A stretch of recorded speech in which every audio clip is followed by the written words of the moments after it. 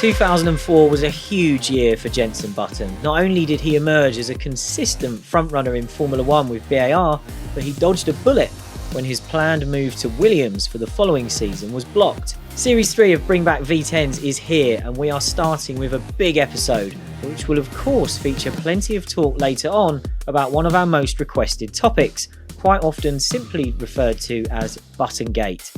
I'm Glenn Freeman, and of our two guests for the start of the series, we'll kick things off with the one who had far less impact on Button's and BAR's success in 2004, and that's Scott Mitchell. So Scott, that's a massive welcome for you there. You were a big Jenson Button fan at this time, and you get the first hit at the opening question of the series. And before you answer about what's your first memory that comes to mind when you think of Jenson Button in 2004, just to let you know, I'm making a bet with myself that I know what you're going to say. Well, don't worry, you're not unfairly downplaying my role in that year's success. I think the fact that I was really willing Jenson on to win at Monza, and the fact that he didn't, proves that my powers were fundamentally limited. I was going to try and trick you and pick his fight with Fernando Alonso at Hockenheim during probably his best drive of the season, because I can remember and picture that sequence of attempted passes almost perfectly. It was an awesome fight. But I kind of made a rod for my own back with this, because I have publicly declared my love for his pole lap at Imola. A fabulous lap, and for a Button fan who worshipped Imola as a circuit, like there's nothing cooler. So it would have been the most unsuccessful prank or bit of misdirection of all time if I tried to deny my affection for that lap. That's good. That means I won my bet and I can pay myself £10. Before we get into this story properly and bring in our second guest, a new series means a new chance for you to get your questions in for our final episode, or should I say episodes, because who are we kidding? We always end up doing two. But you can ask us anything about F1 from 1989 to 2005 by using the hashtag BringBackV10s on Twitter. Alternatively, or as well, you can leave us a 5-star podcast review and submit a question there as well. We've been blown away by how many of you have left us a review, and I do make sure I read them all. So I'll give a quick shout out to some of you who left us a review towards the end of Series 2, and I didn't get to mention previously. And that includes Andy Villa GB, Garfy489 and Penfold 1983, among many others. Thank you all so much for supporting the show so far. We're way past 200,000 downloads now, and it's great to see how many people are going back to the beginning of Series 1 when you discover the show. Make sure you get your questions in early if you've got one that you really want answered at the end of the series. We always end up with too many. And as I say, I'm sure we're going to commit to 2 episodes and we still won't quite fit them all in. But let's bring in our second guest now, and I'm delighted to say we are joined by a man who did contribute a fair bit more to BAR's success in 2004 than Scott did, and that's the then team boss, David Richards, who is now the chairman of ProDrive and of Motorsport UK. David, thank you so much for taking the time to join us today. Whenever we start these conversations off, the opening question is pretty straightforward, which is just when you think of today's subject, so in this case, Jenson Button and BAR's 2004 season, what's the first thing that comes to mind? Well, as it happens, I was we've just been doing a bit of redecoration up in my top floor of the house and my study, and I've been hanging some old photographs and pictures that reminded me of that year. One of them, which was a lovely picture from all the team, and an award that we got that year for the most improved team. And it was it was quite a stellar year in many respects. I think people didn't quite expect the performance that we gave during the year. People had underestimated Jenson, in my opinion. But I think actually, we'll probably come on to this later, that people didn't really understand where the real performance came from. This is a fascinating year and subject, certainly behind Ferrari, I think we can say. But 2004 was always going to be very different for Button and for BAR, because it was the team's first year without Jacques Villeneuve, who the team had been built around in the beginning, and Jacques was now gone, and that meant that the team was looking towards Jenson to become its spearhead.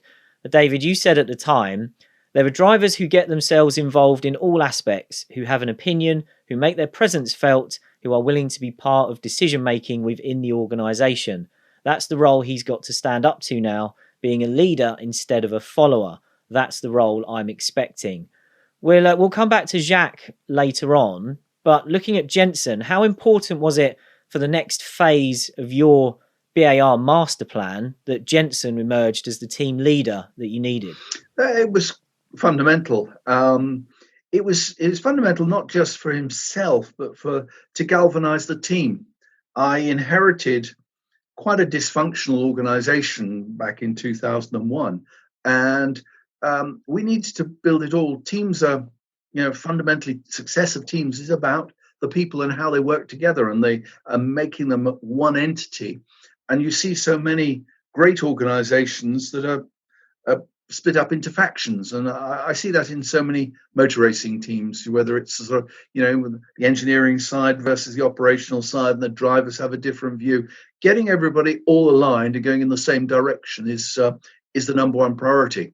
And whatever you like to think about the role of a team principal or anyone else in the team for that matter, the most influential person above everybody else is your driver. It's the driver that the press listen to. It's the driver who creates the culture and the ambience behind the atmosphere behind the team. And so you have to work very closely with the driver to make sure he's on message and he's working alongside you. And we spent a lot of time with Jenson at that time. And to his great credit, he'd matured. This was a sort of, I've seen them all before. We sort of, we've just been recently celebrating the 25th anniversary of Colin McRae's success, and he was no different, and Richard Burns following behind him was no different. They go through this early period of, as my own kids have done. I've seen it many times over. And then when they find a bit of maturity about them and they understand their role in the team and how important they are and how they need the team around them to get the success, that's what suddenly happens. You saw it with Schumacher. That's why Schumacher had so many great victories back in his time. He was a great builder of a team. And so we explained this to Jenson at the time. We explained the different responsibilities that fell on his shoulders and how this was a different world from the one he'd entered the team in a year earlier. Yeah, and we'll come back to some of the things you tried to get Jenson to improve on and maybe develop himself off track as well. But high hopes and high expectations from the moment the car launched, and then the car was flying in pre-season testing. BAR smashed the Barcelona lap record, although the team did admit that was a low fuel run. But there were some dismissive comments from teams such as Williams and McLaren, and even Kimi Räikkönen said he would not put much money on BAR. But Jenson remained insistent things were going genuinely well. He gave an interview to Autosport magazine in late February where he said, "We are just running through all of our programs and somehow we always manage to be quick." Going back to that launch, as soon as the covers came off, David, you were talking about taking on the established top three of Ferrari, Williams and McLaren. I know that Jeff Willis and Jenson were also talking about scoring podiums from the off, and this carried on all the way through the build-up to Australia. But one question I have to ask about your confidence pre-season, David. Apparently, you literally put your money where your mouth was and you bet £1,000 on BAR to win the first race. Now, what makes this story even more amusing to me is that apparently you tried to place that bet online, but your bank rejected it because it looked like suspicious activity, which at least tells us that you didn't have a gambling problem at the time. And then you sent some mechanics down to a betting shop in Northampton to place the bet with cash, and you got Jenson to win at 33-1 and Takuma Sato to win at 66-1.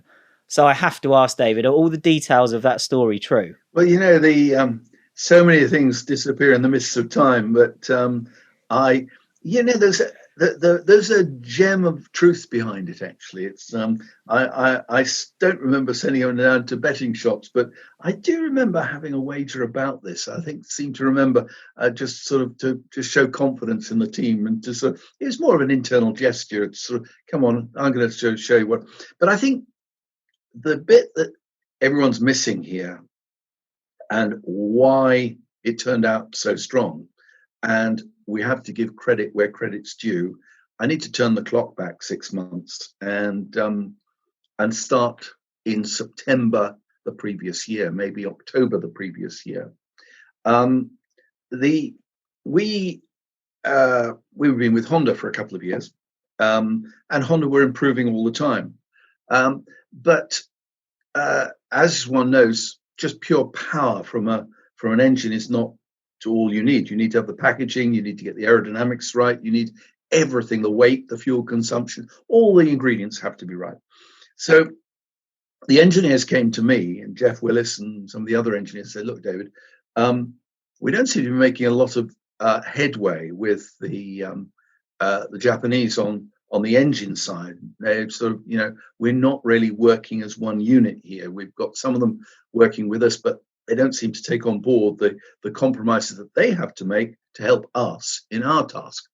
And could you help us sort this out? So I went to Japan and I saw the senior team there. I saw the people there. I said, look,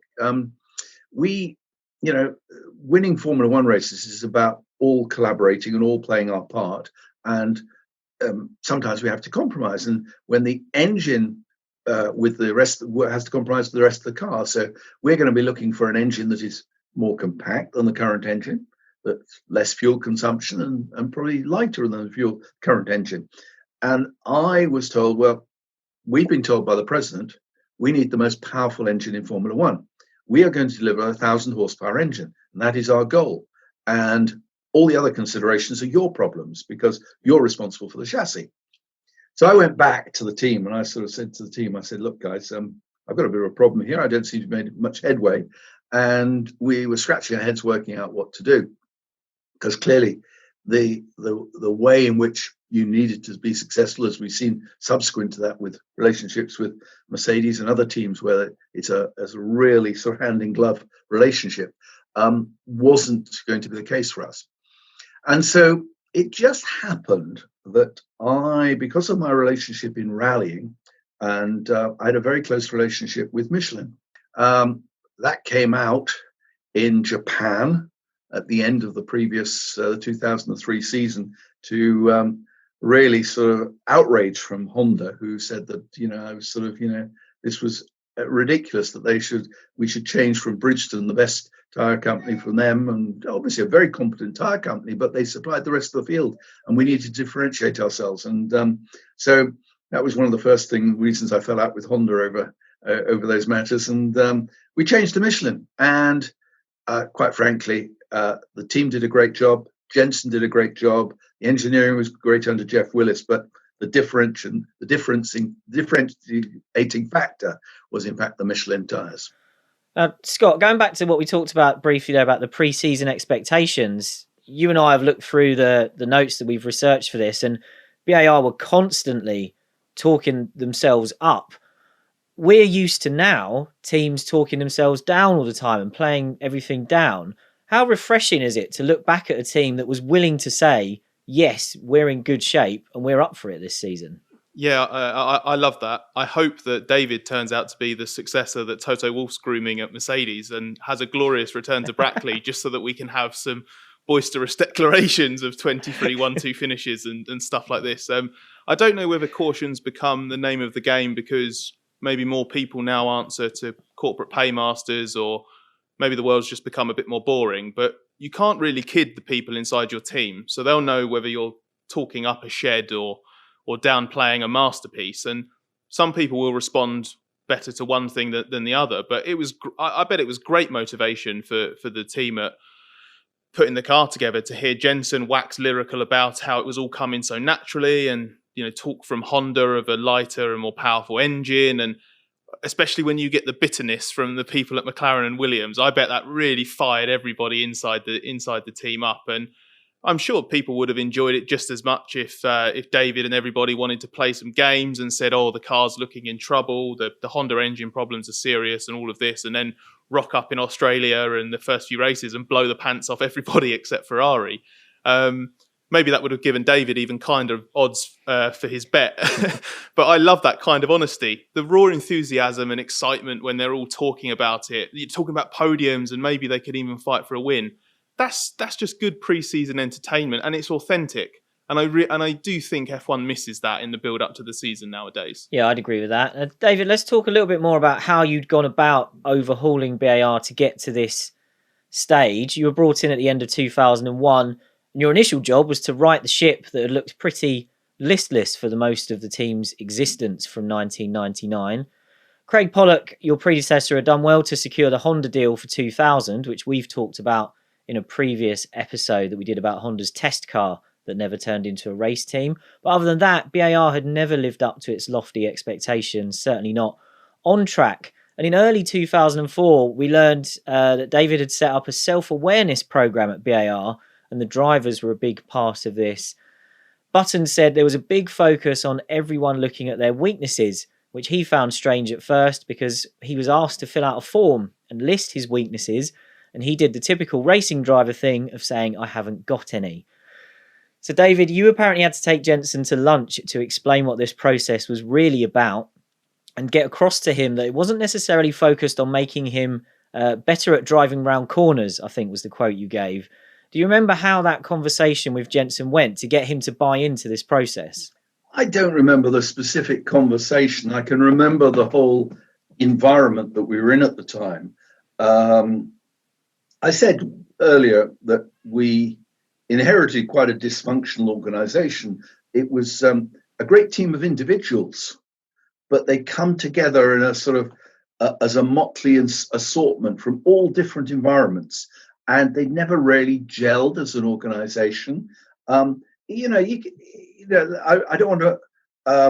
You shouldn't underestimate the challenge that setting up a new Formula One team is from a greenfield site.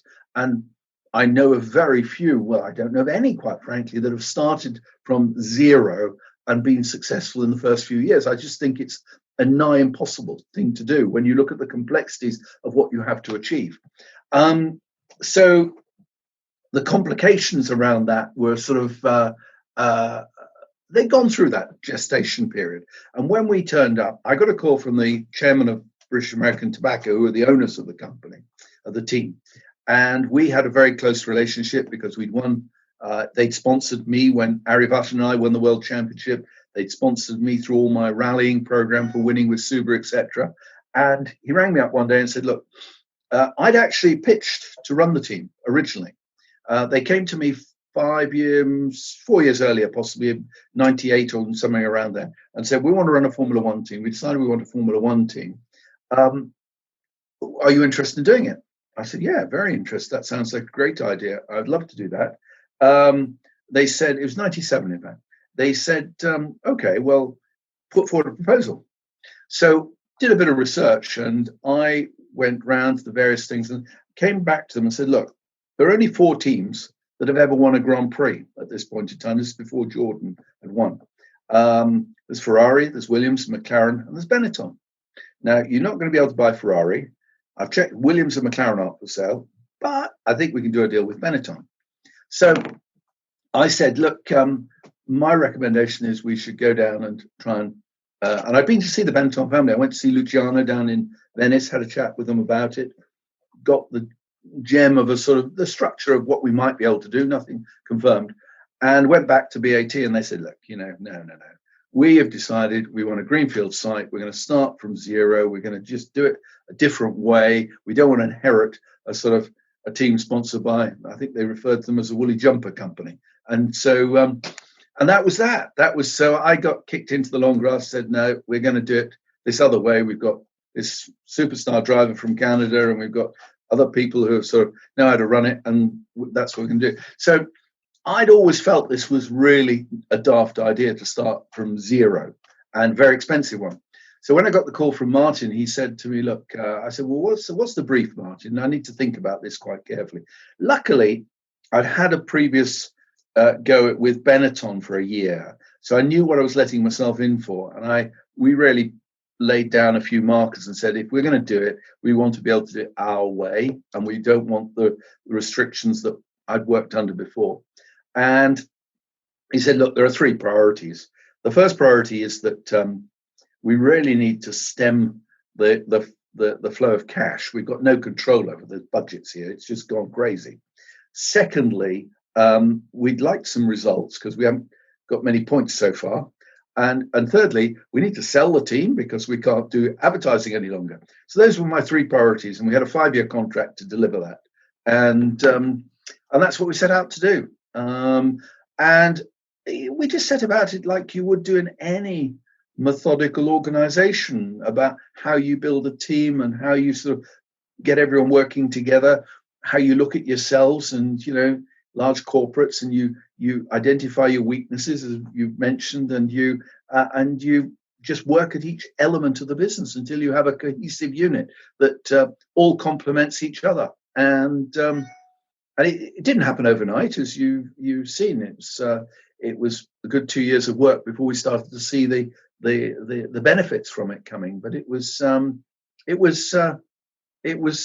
very rewarding to watch it happen, and to watch for me, I always, results are results on a racetrack. But for me, watching a team of people that really believe in themselves and really come together and sort of that is a real joy to me to see that happen. And Jenson said that once he understood the process, he found it intriguing.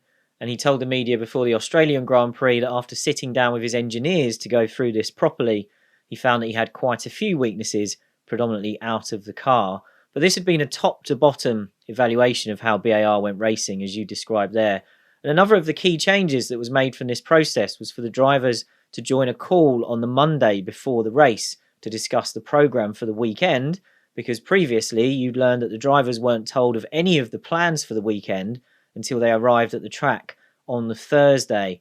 Now, Scott, given how teams in the modern era of F1 leave no stone unturned today, how surprising is it to you to hear that a team like BAR wasn't doing this sort of thing already?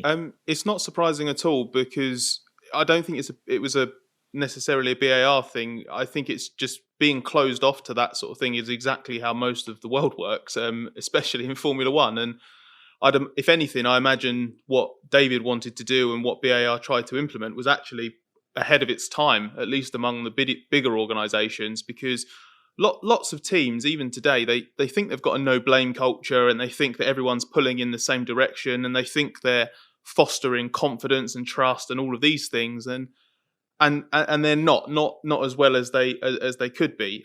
It's really easy to convince yourself that you've got the right working practices, especially in an environment where you're wired to believe that a weakness is exactly that.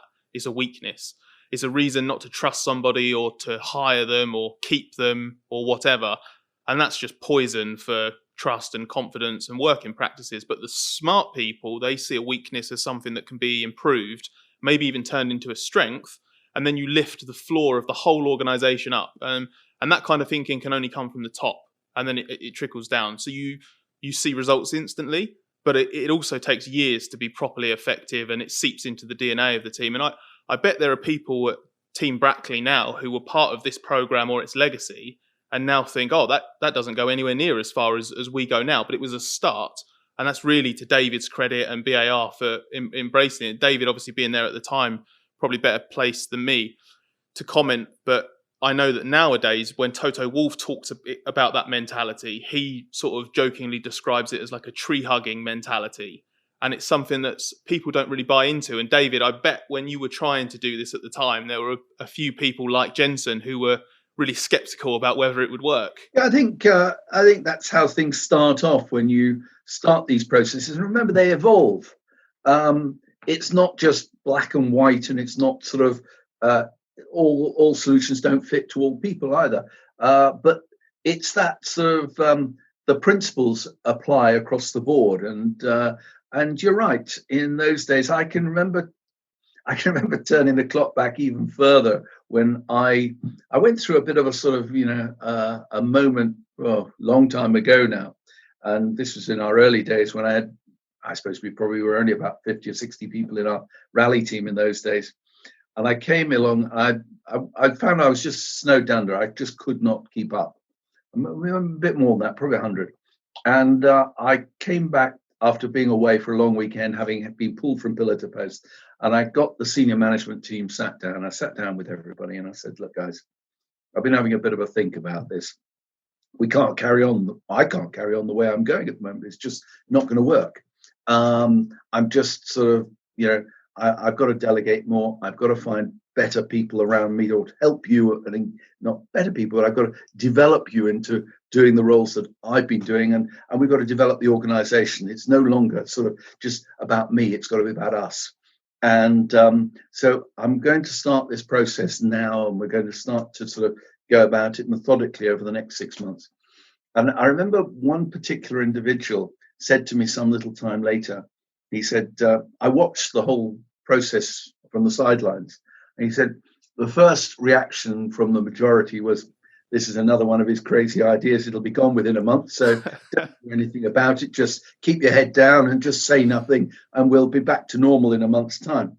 Anyway, a month or two goes by, and I'm still fixed on this concept and this idea that we're going to do. I must have read a book or something at the time, and then everyone realizes, oh boy, this is taking off. I'm going to leave me behind.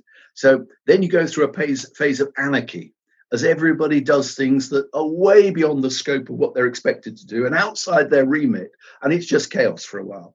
And eventually it settles down, and but you go through these different phases as you get to that, and so it doesn't happen overnight. And but there's no rocket science here, and I'm sure, well, I'd like to think that process has evolved and continued in the same sort of vein, if you like, subsequent to that.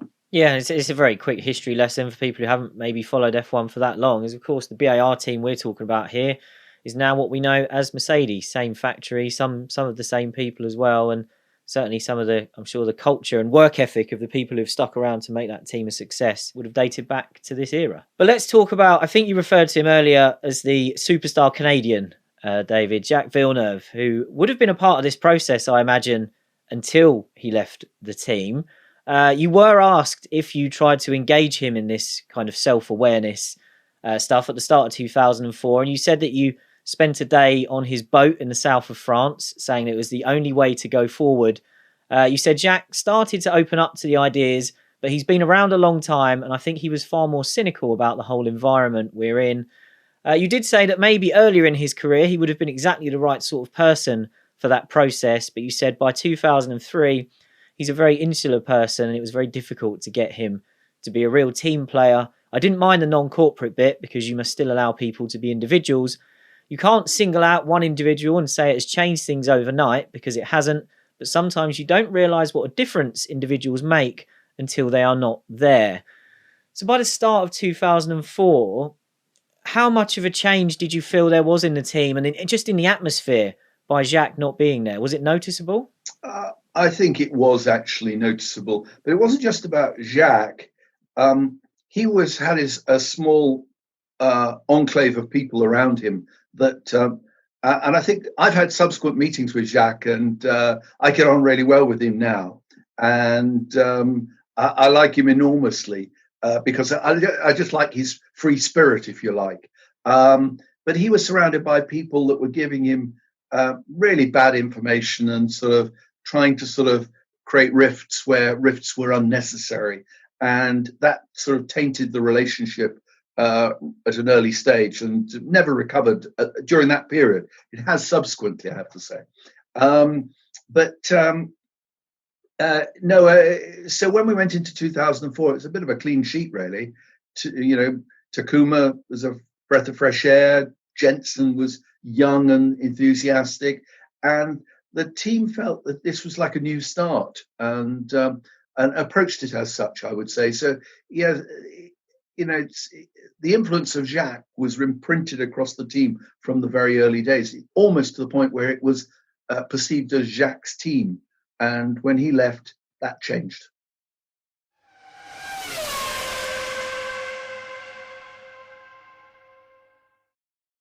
Now we get to the first race of the year, and Jenson was only 6th in the end, which was slightly disappointing, although in retrospect that was partly put down to a lack of experience with the Michelin tyres that we mentioned earlier. But it all came right next time out in Malaysia, where Button scored his first F1 podium. But even at this stage of the season, Jenson's future was a huge topic of discussion, particularly for the British press. So ahead of the next race in Bahrain, he was quoted in the Times as saying, "I'm already convinced that I'll be staying at BAR, and I'm happy about that." And it was reported there was a clause in his contract that said he had to stay at BAR if they finished in the top 5 of the Constructors' Championship. There was obviously some uncertainty about BAR's future, as you mentioned earlier, David. Honda at this point wasn't signed up beyond 2004, but it was already working on an 05 engine. And then there was the ownership issue that you discussed earlier. But Bahrain, of course, brought a second podium for Jenson. And then that prompted some discussion of where BAR really stood at this stage. Ross Brawn at Ferrari described BAR as the coming threat of the Michelin teams because Williams and McLaren were struggling with somewhat radical car designs for 2004. Juan Pablo Montoya was less impressed. He said, "I was amazed looking at the BAR celebrations because who won the race?" Of course, it was Ferrari because this is 2004. And Montoya added, "It's nice to get a podium, but I was a bit shocked. We have to keep our focus on Ferrari and nobody else." David, in these early races, once you got on top of the tyres, we've got a couple of podiums in the bag already. Do you think it was clear, maybe internally and externally, how good the BAR was? Or did you feel there was still a perception that BAR was picking up the pieces left by McLaren and Williams dropping the ball? No, there was a newfound confidence in the team, and it just kept coming all the time. It didn't, it was always a feeling that the next race will be better again, and we would sort of find further improvements, and the team was gelling. It was a fun place to be in at the time. When things are going well, I'm sure it's the same in a football team, cricket team, any team sport, any organization. When things go well, you just get on a roll and you can do nothing wrong. You can make mistakes, and it's quite interesting. You look at race teams today, and when a team's working well, they get away with big errors at times because you can it just gets masked. You've got performance advantage, you've got the sort of team spirit, everything, and it just once you're on a roll, you've just got to keep that going. Yeah, and talking of that role, the next race was, of course, Imola, where Jenson took his memorable first pole position with a lap that is still replayed and reshared online very often, including by Jenson. He's very fond of the lap. And whenever people share that lap on Twitter, I have a notifications feed for this show where people can use the hashtag Bring Back V10s to contact us. And whenever that lap gets posted, the onboard of it, my notifications feed gets flooded with people who aren't trying to talk to us. They're just saying bring back V10s. But we're going to stop off and look at the pole position lap slightly more than we did the first podium because Jenson feels this was a more special achievement. And in his book, he explained why. He said, "Qualifying's not my forte, racing is, but that was my first, and I remember every moment of that lap. When I watch it back, what struck me was the sound of it revving its nuts off the whole way round. The circuit finished with a tough little chicane, bounce over the curbs, across the finish line, and I knew right then it was a pole lap.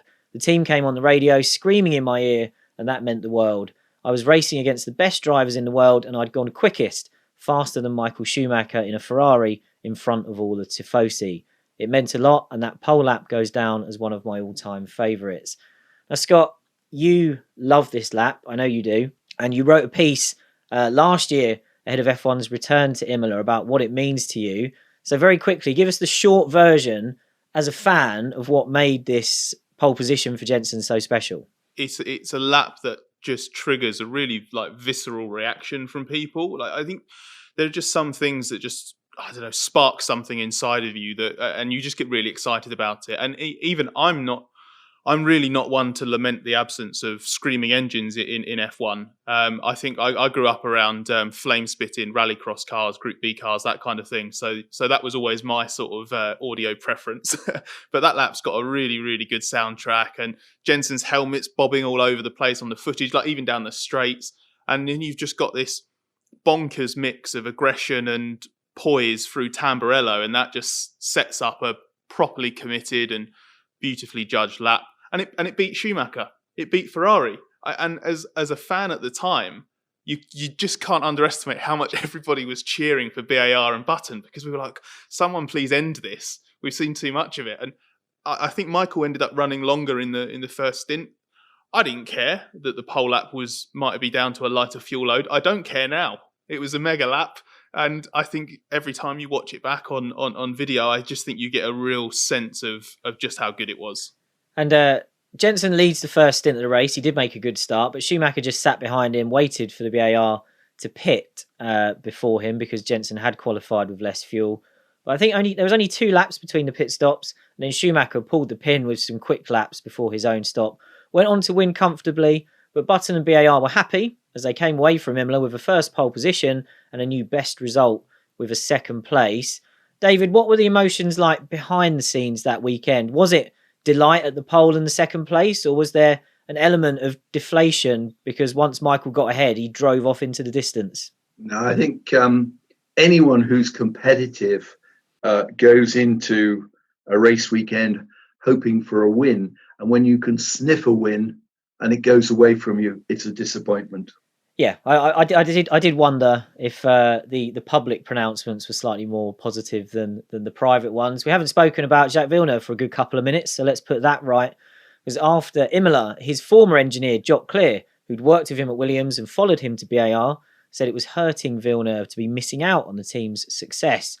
In Autosport magazine, Clear, who was now Takuma Sato's engineer at BAR, said, Jacques very disappointed not to be around when it all came good. It's not as if it never looked like it was coming good and he gave up. He knew it was going to take time. He didn't want to go to Renault in 2001, so he said, we'll stick at it.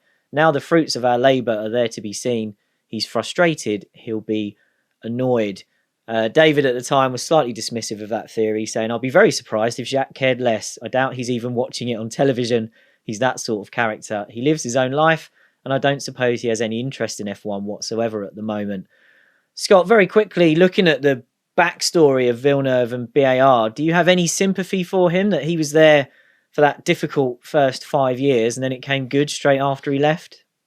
I need to make sure I don't sound disrespectful. Not really, because I think we see this sort of thing in all sorts of projects. And David sort of touched on it a little bit earlier about sort of the kind of person that Jacques was and what he brought to it.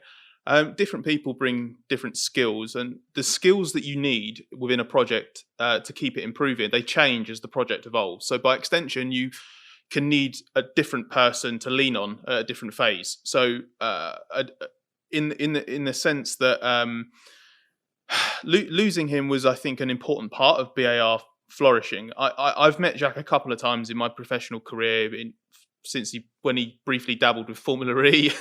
He also turned up in Sweden in a random Porsche Carrera Cup race. His outlook towards motor racing seems very well suited to that of someone who sort of has his own freedoms and sort of can control what he does. And I'm not sure that's what a team needed at the time, or BAR needed at the time. His on-track performances were also not the driving force behind it anymore. And I also don't think that Jenson could flourish the way he eventually did if Jacques had still been alongside him. Obviously, Jacques was absolutely crucial to BAR's existence and its initial progress. And he could and should still take a lot of pride in that. But I think the team's needs had outgrown what he could offer at that phase. Well, don't worry, that won't be the last time we talk about him in this episode, I can guarantee that. But let's get back to Jenson and BAR, because at the Spanish Grand Prix, while there was no official confirmation of Honda's support beyond 2004, David said that BAR's deal with Honda would continue for some years to come. Jenson took podiums in Monaco, at the Nürburgring and Montreal. He then retired at Indianapolis, where Sato got a podium and was only fifth in France. By this point, we had the McLaren B-Spec car, which was working well, and Jenson was a frustrated fourth on home soil at Silverstone. And there he said, we came into this race expecting a lot more. We're not as quick as we were at the start of the season. Somehow we've managed to drop behind a bit, which is very disappointing. We've got a lot of work to do. We want to be scoring podiums through the season. We don't want to be taking a step backwards. We need to improve the car because it's not good enough at the moment. David, was Jenson right that BAR had maybe slipped back a bit by this point of the summer, or was this just the disappointment of his home race boiling over at this point? Yeah, obviously your home race is very important to you, and you build up in your mind through the early part of the season that I'm going to go to Silverstone with a car. You know, you've been on pole at Imola, you've sort of got podiums all the way along, you feel comfortable. And inevitably that teams ebb and flow during the season as people get new updates on their cars and people catch up a little bit and drop behind a bit. And that would have been disappointing for for Jenson at the time, to turn up at Silverstone and home crowd, big support, and only score a fourth. So I can sympathise with him for that. But you know, these things, that's how it works. It just goes, you know, and you have to ride the rough with the smooth, you know. I think it happened to him a few more times as well, even in the Brawn season. But the upgrades for BAR were coming for the next race in Germany, and Jeff Willis told the BBC it was crucial for us to be seen not to have lost momentum and that a number of mechanical, aerodynamic and engine upgrades were coming. He added that he would have liked to get them on the car sooner, but the team didn't feel they'd been fully tested yet. There was more good news for BAR at the Hockenheim weekend, because this is where Honda announced that its deal with the team was extended to the end of 2007. And at the time, David, you said Honda's commitment provides enormous stability, which is a line we'll probably come back to in a little bit. And the Honda chiefs spoke about ambitions of the project being to win races and the World Championship.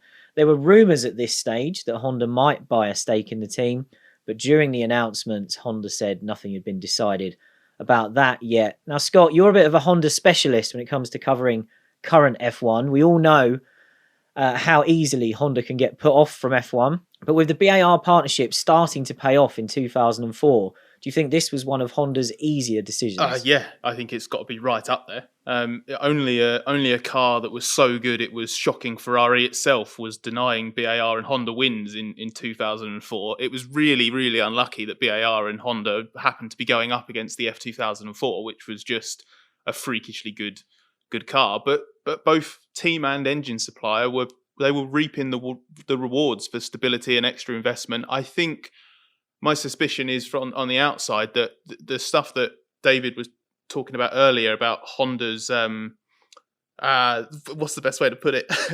The difficulty they can have in deviating off their own path, shall we say, is a long-standing. It's a long-standing and it's a long-standing problem, and it exists to this day. It's something that Red Bull in the modern era has had to wean Honda away from its McLaren stint. I think BAR was doing a really good job of getting Honda to sort of play ball a little bit more. There was clearly an opportunity or appetite for further investment in the future and embrace it as an out-and-out works team, not just a de facto one. So yeah, I think as far as committing millions and millions into Formula One go, this was probably quite an easy decision that BAR sort of made for Honda. And those upgrades and the good news and the feel-good story around the team continued, with Jenson coming back from an engine penalty that put him 13th on the grid to finish second. And that left him only 13 points behind Rubens Barrichello in the battle for second in the championship. And Jenson said that a couple of races before that, he didn't think he could challenge Rubens, but after Germany, he felt that their team had a really good chance. So at this point, you'd say everything looks rosy in the Button and BAR camp. At the end of July, Williams announced Mark Webber was joining it for 2005, and a whole bunch of drivers were linked to the second seat. I've done a lot of research. I've looked around all kinds of media reports, and this is the list I've been able to put together and see if you can notice the name that's missing. So the names mentioned at the time were Mika Hakkinen, who'd been linked to a few teams at this stage, including BAR, Villeneuve, who'd had meetings with Williams a few weeks earlier, David Coulthard, who was out of a drive at McLaren because Montoya was coming in, Nick Heidfeld, who was being shopped around by Eddie Jordan. I think EJ sensed a payday. And then you had Champ Car star Sebastian Bourdais, Williams test driver Antonio Pizzonia, and even Webber's Jaguar teammate Christian Klein. So nobody at the end of July thought Jenson Button was in the running to sign for Williams. And yet on August the 5th, Williams announced it had signed Button for 2005. Speaking in the announcement, Jenson said, "I have every confidence that the massive investment in resources and the depth of talent at Williams and BMW provides the best platform for my future ambitions to be a world champion." Now, Scott, before we get David's recollection of that day, how shocked were you when the news broke that at the height of his powers, it seemed, with BAR, he was going to switch to Williams, who, let's not forget, were having quite a difficult season at this point? Massively surprised. I'm going to switch hats now from independent F1 journalist to person who was a fan of Button at the time. And I thought Jenson was throwing his career away. I assumed it was the filthy motorsport media stirring things up until I saw that it was official and Jenson was talking about it himself. Really, really surprised. Honestly, it felt like something that only made sense to Jenson and Williams. Now, David, we are going to go over this saga we'll stop off along the way at various points. So at the moment, we'll just focus on basically when you first heard the news. What was your reaction? What was going through your head at the time, given your your position and your closeness to Jenson? I got a little sniff of something going on because I'm always not always, but I'm always very cynical about driver managers. And his management at the time had asked for a couple of meetings with me prior to them. And the line of sort of discussion around the sort of the future and around our engine supply was a little bit strange, put it that way. And I'd actually consulted with our lawyer, our in-house lawyer, Caroline, at the time, to say to her, look, am I being sort of paranoid or what's going on here? There's something that I'm not comfortable about the questioning. And I reassured myself that the contract that we had was robust in terms of our engine supply, because that was what they hung their hat on to exit the contract. The fact that we did not, or they claimed we did not have an official supply of engines from Honda. And I think, I can't remember the long time ago, I can't remember the wording and the way that his contract had to be, it was something like an official supply agreement with the engine supplier, whoever it happened to be. Anyway, so, but nonetheless, it did come as a big shock to me, and not the way you behave in an organization where you think you have a close relationship with people. And so it did when we got an official letter, I think it might have been from Williams. I think it was the first thing I heard from it. We had an email came in for fax or whatever it was in those days from Williams saying that they'd signed up, and we sort of sat and looked at this and tried to work out on what basis he thought he could exit. And of course we tried to track him down, so you better come and see us. And it was a few days before we finally got him into the office, and I can picture the scene there. I can't remember what was discussed, but clearly we were robust in our position and said, as far as we're concerned, we have a contract. The contract's filed with the Contracts Recognition Board, and we will defend that position. And I let Williams know the same situation. I sort of, and we pushed back quite robustly. Yeah, I think it's 3 days between the announcement and you finally getting the face-to-face time with Jenson. It was announced on the 5th and the meeting happened on the 8th. Frank Williams explained his side of the story. Obviously, a lot of this played out in the media over the days and weeks that followed. Frank explained his side to the BBC, saying Jenson has been under option to BAR for some time. The option expired recently, and Button's management called us to say the option was no longer valid and would we be interested in his services. I think BAR probably wanted to take up the option, but whether they've executed or not will come out in due course. Now, as you said there, David, your defence of this was incredibly robust, and you went on the offensive, on the defensive perhaps, in the media as well. You were quoted in various places talking about receiving this letter. You referred to it as a very slim technicality that they were trying to use. You said it was ridiculous and we will challenge it. You can't go through life taking advantage of legal technicalities. You said the team was shaken and that you had to now represent your 400 people who were working their socks off day and night for Jenson, and now he'd basically turned his back on them. You also said, I cannot believe that Jenson wants to leave. There's a hidden agenda here somewhere. Somebody's been looking for a get-out clause, and there is no doubt that Honda are committed. I can only hope that I can talk to Jenson and make sense of what was going on. BAR then released a statement saying that the option in question had been taken up on the 20th of July, ahead of the deadline that was on the 31st of the month, and that Button's management company had acknowledged this. So BAR stated that it was the team's intention to enforce our current contractual position with Jenson.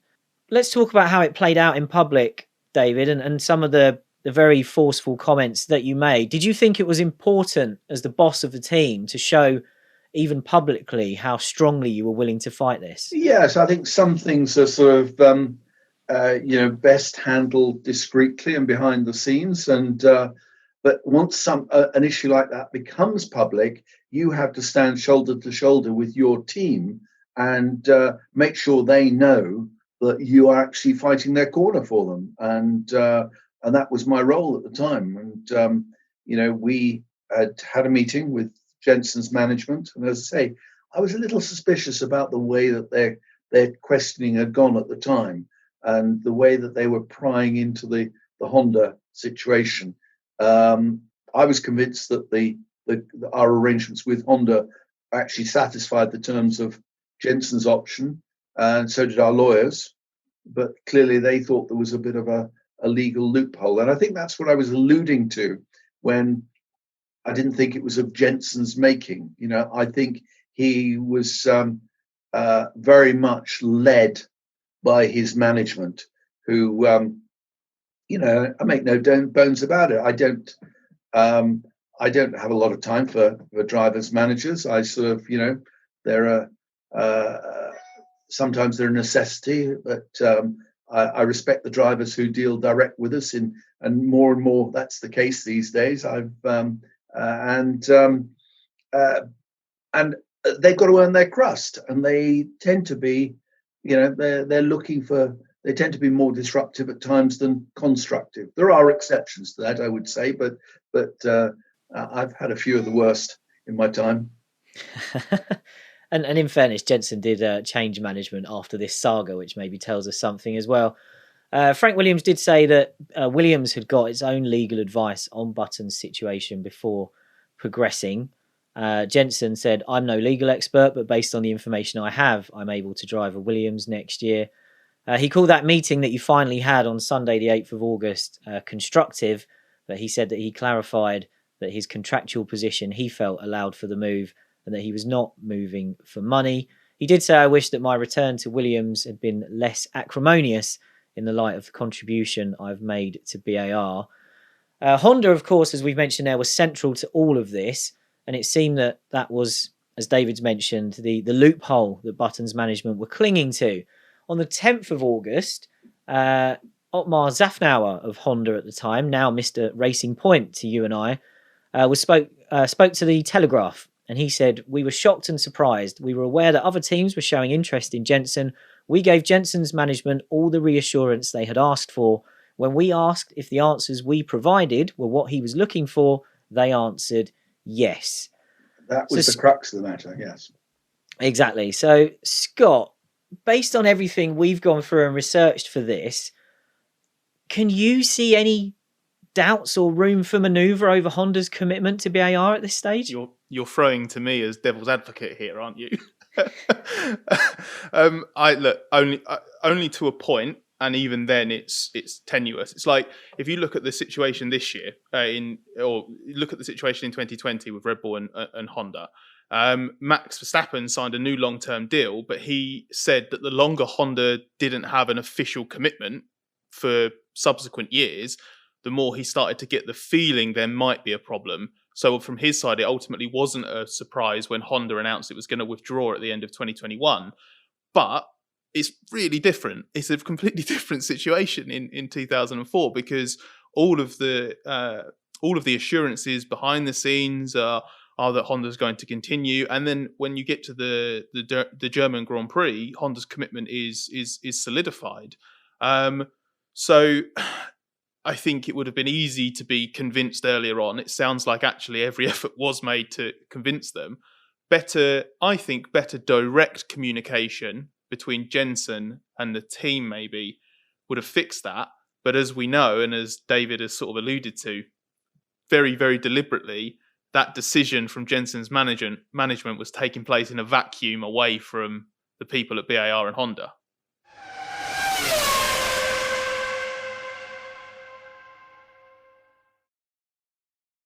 And it's perhaps no surprise that when Jenson gets to the next race in Hungary, he's put up in the FIA press conference, which he basically no comments his whole way through. But obviously everyone else is talking about this, and Montoya, who we heard from earlier, was at Williams at this point, but was leaving, and he was one of the more outspoken. He said, "I'm amazed. I don't understand it. I think it's crazy. At the moment, BAR have got it, and although Williams can probably turn it around, BAR can keep going." At the last race, with a 10-place grid penalty, Jenson finished P2. How your mind goes to somewhere else after that, I don't know. Unsurprisingly, Jenson doesn't devote much of his book to this subject. But when he refers to choosing to leave BAR for 2005, he says, "Why? Bloody good question." And he says the problem with BAR was that it was using Honda engines, but it wasn't a works manufacturer team. And we felt you had to be with a works manufacturer to win in Formula One. Williams was basically BMW Williams, and I felt they were a good bet for the future. Hands up, I was thinking of number one, hoping to move to a team that I thought could further my career and help me become a world champion. It wasn't as though I regarded BAR as a crap or even lesser team, just that I, mistakenly as it turned out, believed Williams might be a better option. So Scott, very quickly, is there some logic there from Jenson, or was Montoya right to say he was crazy to want to leave BAR at that stage? I think he was trying to sort of apply some logic to it because his head was being turned. I mean, look at how cynical Montoya was about BAR at the start of the season, and now all of a sudden, Montoya is BAR's biggest advocate by the middle of the year. So I think the key thing, as Montoya put it at the time, was that the whole team was built around him. So from the outside, it looked like a no-brainer to stay. When you consider the career choice that Button made in 2009, when he opted to join Lewis Hamilton's McLaren for 2010, that he clearly doesn't care about who the team's built around. He just wants to make the move that he thinks is best for him, and it's a slightly selfish way of thinking. And, you know, there was probably a cocktail of factors that made him doubt BAR, but only, again, because it was being fed to him that it would be in his interest to join Williams. So all of a sudden, those push factors to leave BAR, I guess, suddenly seemed a bit more real and solid in his mind, when in reality, those doubts were probably less than convincing. I think, as Jenson later admitted, it was a poor move to crack on with this, especially without any communication with the team, least of all David. And I think Bernie Ecclestone said at the time he had a moral obligation to stay. Obviously, there's no such thing as that in elite sport, let alone Formula One. But he did have a moral duty to be more respectful towards the team than he was. Do you think that's fair, David?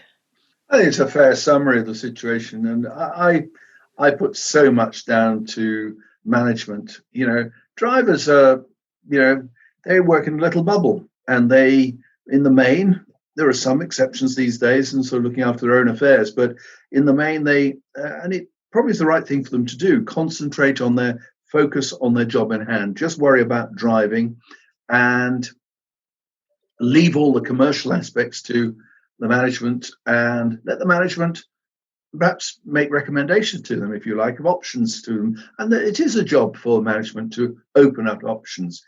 But, you know, they can also be more constructive and more helpful. And good management of drivers is a very positive benefit. But I've had experience of the other sort on a number of occasions. On one particular occasion, I remember very well, and it was another management team around Jenson. I got so frustrated with them, and they were so difficult to deal with, and not acting in my view, in Jenson's best interest. And I think Jenson, when he reflects on this today, I'm sure he will agree with me.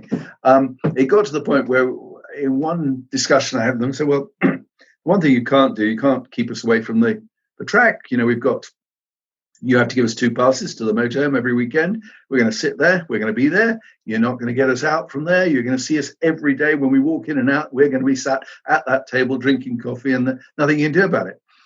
But what they forgot was that to get to the motorhome, they needed a Formula One paddock pass.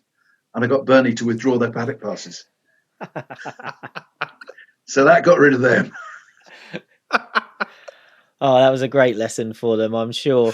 Now, the prospect of Button leaving BAR potentially leaves a very desirable seat up for grabs for 2005.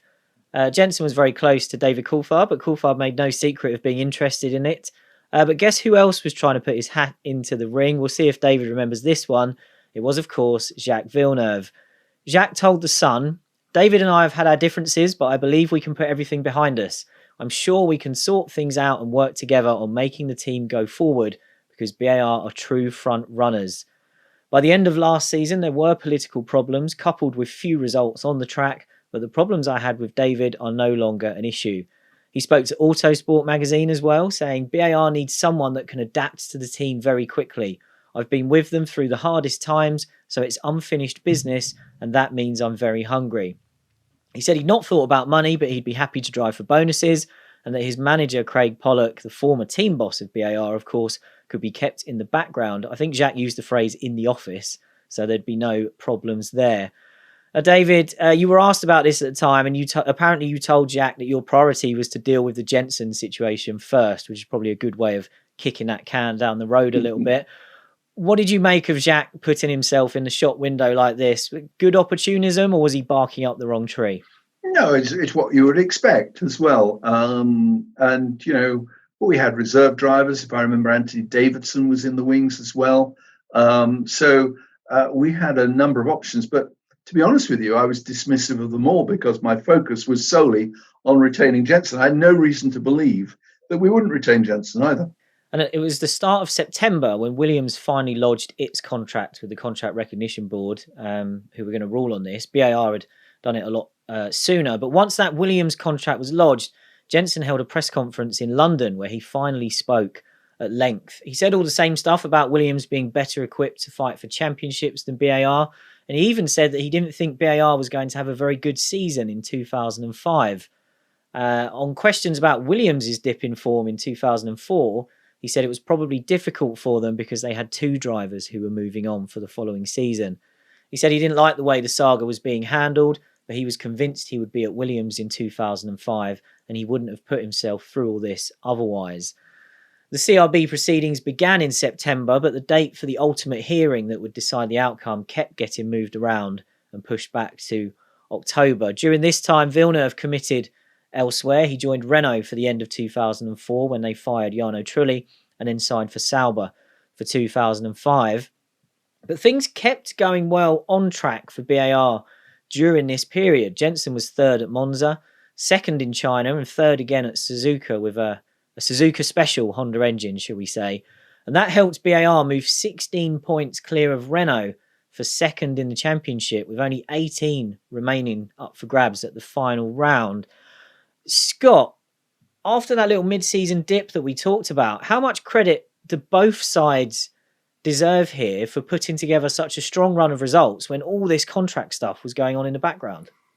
Well, I think as David referred to before, I think it was a sign of how confident BAR was, or determined BAR was, that this wouldn't dissolve into like a bitter divorce. Because if you're confident that you're going to keep the driver on, the last thing you want is then for that relationship to fall apart. And I wonder if it also shows that it was less Jenson's side of things in terms of prizing him or trying to leave BAR, because if he was dead set on leaving and he wanted to get out of that team, I can see his head dropping more than it did. So I think both sides did a great job. It's a little bit similar to what we saw with Daniel Ricciardo at Renault in 2020. You've got a potential situation there that could spiral out of hand, but credit to both sides. And I think for Button and BAR, you still had that, the carrot at the end of the stick was pretty big, wasn't it? Trying to chase down Ferrari and have these results. So I think full credit to both sides for showing ongoing motivation, professionalism, and maturity. Because let's face it, professionalism and maturity can sometimes be in short supply in Formula One. Now, the verdict came on October the 20th after 3 intense days of deliberation. And as David predicted, it ruled in favour of BAR. BAR said it was delighted at the news. Williams and Jenson both released their own individual statements that both included the phrase "naturally disappointed." Frank Williams said, "We took the view that Jenson was a driver worth challenging for, and based on strong legal advice, we have no regrets about making a bid for his services. The CRB accepted a significant number of Williams' arguments, but nevertheless found against us." He added that Williams wouldn't challenge the matter any further, but he expressed a desire to sign Jenson for 2006. Jenson said he believed in standing by the decision, but added, "I look forward to joining Williams in the future." Now, David, you spoke about this for the first time at the Brazilian Grand Prix, where you accepted that BAR perhaps still had to convince Jenson that they were the right bet for the future. And you also said we'll certainly be more open and frank with each other, and there's no getting away from the fact that there's a bit of repairing to do. So even though BAR had won the case and you remained committed to Jenson, did you think that maybe with all this talk in the background of Jenson and Williams saying, okay, well, we'll join up in 2006 instead, Was there any sort of feeling that maybe this was still a temporary stay for Jenson for 2005? I guess there was. I don't specifically remember, but you're only as good as your last race, and so if the team had produced well, the irony was, of course, normally you would say if the team produced a great car in 2005, he would stay, and of course, that wasn't the case in 2005, and he did stay. So these things don't always follow the natural pattern, but all you can do in these situations is behave openly and transparently, and talk to the drivers and make sure. I look back now and I can honestly tell you, goodness knows how many drivers I've dealt with over my career. I just can't even think how many there have been at different times. And I would say during the sort of the height of when I was really hands-on, I would say there wouldn't be a single driver that at some point in our relationship, I didn't fall out with them in the most monumental way, like sort of really monumental, because, we're both competitive. We both ultimately want the same thing, but perhaps we're not going about it the same way. And we both look at each other and, it's, and most of these drivers were in their formative years. They're young people, they're very talented, but they haven't really, they haven't perhaps got all the other skill sets one would expect of a sort of a maturer individual. And so I've fallen out with every, I could name them all now. And you know what? I could also name every single one of them today and say they're friends now, because they've all come back over the years later, whether it's Jenson, whether it's Jacques, whether it's Colin McRae, all these different drivers have come back to me years later and said, you know what? God, I wish I knew what I knew now. I'd have behaved slightly differently. And I think that's something you have to accept with young people and in a competitive environment, and something you have to learn how to manage as well. Yeah, I think on more than one occasion during this year, you referred to Jenson as being a bit like a wayward son who had some lessons to learn, and clearly he did. Now, before we let you go, David, we'll just look at one last big piece of BAR news at the end of the year, because a month after this was all resolved, Honda bought 45% of the team. And as a result of that, you left, declaring, "We have delivered our 5-year plan in 3 years. My job has been done."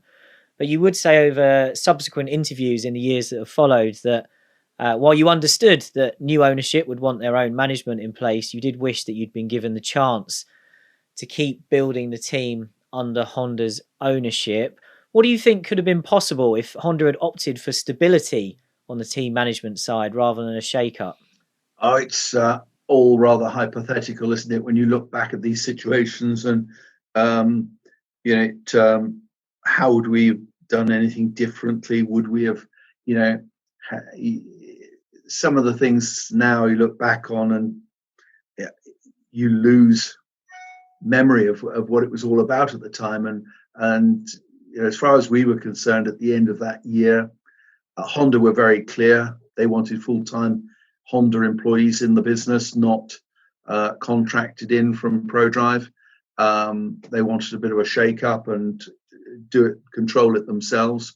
There's no getting away from the fact that I was very strong-willed about the way I wanted the team to go and how I behaved, and I wasn't prepared. During the 2004 season, they had different views about how we should have done things, and I wouldn't listen. So I was I was contracted by BAT, the owners of the company, to get the best result, and I didn't, quite frankly, listen to a lot of the things that Honda told me to do, and so we just got on and did our own thing, and so I wouldn't have fitted in with that environment at all. And so what would have happened next? Goodness only knows. It's all too theoretical. I still do wish that we had another opportunity, because it was just was it just a sort of a one-off year that was just a bit of luck that we scored that 2004 season? People will judge us on that. I don't know myself. It was I think we were building something, quite frankly. I think we were building momentum. I think we could have built on that for the future, and I find it very rewarding now that the team that we started off with, and albeit very different today, was the gestation of the team that has seen Lewis Hamilton win sort of 6 world championships now. Yeah, I think you can certainly draw a line from BAR to Mercedes today, and that's remarkable, really. But David, thank you so much for joining us and for taking the time to look back on this season in so much depth. I think it's fair to say that while BAR and Honda never hit the heights that we saw in 2004 again, the team's done okay since then under different owners. And this was, it's great to hear so many first-hand stories from a very memorable season. So, we really appreciate it. Thanks a lot, guys. Good to speak to you. Cheerio. Massive thank you there to David Richards for taking the time to join us for pretty much a full episode looking back at BAR and Jenson Button in 2004. But Scott and I aren't quite finished. And Scott, let's just quickly look at that Honda decision to take over the team, or at this point to buy 45%, and to tell David that his job was done and they were moving him on. Do you think they should have let David and his team finish the job they'd started? I think that with what they needed to do, I think, as David said at the time, his job was finished. This was year 3, wasn't it? I think so. BAR's lifespan, I think, fits quite neatly into BD, WD, and AD before David, with David, and after David. And the growth across his tenure was obvious. So much so that a 5-year plan was ticked off early. Look, he secured the team's future, which really can't be underestimated when you consider that the owner and sponsor would have no means to tout its wares from 2006 onwards with no tobacco advertising. That's absolutely crucial. And a year later, Honda would take over completely anyway. And to be honest, I think this version of history reflects really well on David and ProDrive. Honda as a company, David talked about this loads during the podcast. It was getting more control and then full control, and we saw how it ended. And as David said, and we've said on countless sort of iterations of our content, Honda can get a bit political, it can be a bit culture clashing, and it can ultimately be a bit underwhelming. I'm not really sure a change in management would have altered the path that Honda was heading on. In the same amount of time David and his colleagues had turned the team's fortunes around, suddenly it was back to producing a shed again. So it took Honda to leave, Brawn to take over, Mercedes to come in, serious investment and a totally different engine rule set and quite a big culture shift within Brackley to get that team back on track again. And there's probably no bigger compliment than the fact that the decline started once David's job had finished. Yeah, and actually, if you do want to hear more about how Mercedes turned itself into the juggernaut that it is today, Scott stole Bring Back V10s format for an episode of the Race F1 podcast last year, where he did an origin story of Mercedes' dominance, and it's a really worthwhile listen. And unfortunately, my legal action on behalf of Bring Back V10s for ripping our format was unsuccessful, so it's still in the feed.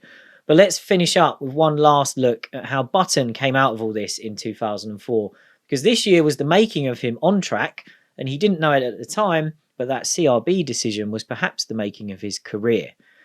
We'll cover the 2005 version of the Jenson Button contract saga in the future. David did allude to that earlier, but a spoiler alert for that is that the roles were reversed, and he ended up in a legal battle to get out of a Williams deal for 2006 because he wanted to stay at BAR.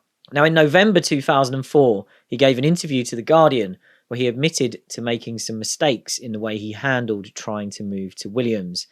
He said, "In my reasoning for moving, I don't think I made a mistake, but in not talking to David myself, I was misguided. I've never been in this situation before. I don't know the legal side of things, so I just had to listen to what people had to say. I did that, and I thought it was the correct thing to do, but obviously it wasn't. It's been very tiring. I'm staying with BAR next year, and now the decision has been made, I'm actually very happy. Honda having a stake in the team is the best thing for BAR. It's huge for everyone working here." So Scott, we did talk about this a bit with David as well. Do you think Jenson was just an innocent victim in all this and was badly advised, or do you think he learned some lessons as well about how to conduct himself? Yeah, I think this was probably very valuable for Jenson. I think it taught him to look a little bit more globally at the picture and sort of have a little bit more influence over his own decision making. Who knows? Maybe that kind of experience was essential for the decision he would make a few years later when he opted to abandon the team he would win the title with in Brawn and go and take on Hamilton inside McLaren. I think his development as a driver on track and off track owes a lot to that 2004 season with BAR, and just sort of that BAR environment as a whole. And looking at those two things we outlined that kind of defined what happened to Jenson after that, which one was more significant over what happened to him over the rest of a decade that he would end as world champion? Do you think it was his development as a front-running driver on track, or simply avoiding spending what turned out to be the pre-Brawn years driving for a Williams team that was in decline? Well, I was going to pick up some splinters and sit on the fence over this question because it's quite difficult to say, but I'm going to lean towards avoiding the Williams move because, as I said, I do think that staying with BAR was essential to that development. I don't think he would necessarily have become the front-running driver on track he established himself as consistently had he moved elsewhere. You know, if he'd left BAR and not sat through the misery of the later Honda years, he wouldn't have been in a position to benefit from the Brawn transformation and had the career options that he had after that. So it's hard to see how the Williams path would have led to greener pastures than that. And more importantly, I think he did blossom with BAR. Let's imagine that Jenson left, he drove for Williams, and somehow returned for that 2009 Brawn season. Is he the same level as he was in reality? I'm really not sure he would be. And the reason I say that is probably rooted in the self-awareness program that we talked about at the very beginning. Fair play to Jenson for eventually buying into that, and maybe to DR for banging his head into the table over their pub lunch to make it happen. If he hadn't, I'd imagine there was an entire level of Grand Prix driver that Jenson wouldn't have even known existed or had access to, or he'd have discovered it too late at the wrong point of his career.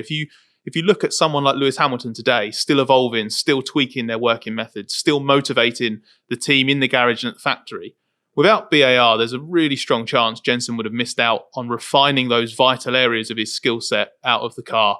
And he'd probably have remained a limited driver instead of the one who ultimately definitely fulfilled his potential. Well, if we talk about Jenson Button and Brawn any longer, we're going to be back to a second episode of Bring Back V8s, but there's a special one of those in the feed for anyone who missed it before Christmas. That's it, though, for Jenson Button in 2004. That contract saga has been regularly requested from many of our listeners since the beginning of Bring Back V10s, so I hope we did it justice, as well as looking at what a positive year it was for him on track. Thank you again to David for joining us to give the inside story from BAR's perspective, and thanks to Scott as well, despite his lack of contribution at the time. Don't forget to start getting your questions in already for our series finale. Remember to ask us anything about F1 from 1989 to 2005 using the hashtag BringBackV10s on Twitter, or leave us a 5-star review if you feel so inclined and throw a question to us there. That's Series 3 up and running now, and next week we'll be back with Episode 2, where we look back on Michael Schumacher's greatest drive behind the wheel of a Benetton, the 1995 European Grand Prix.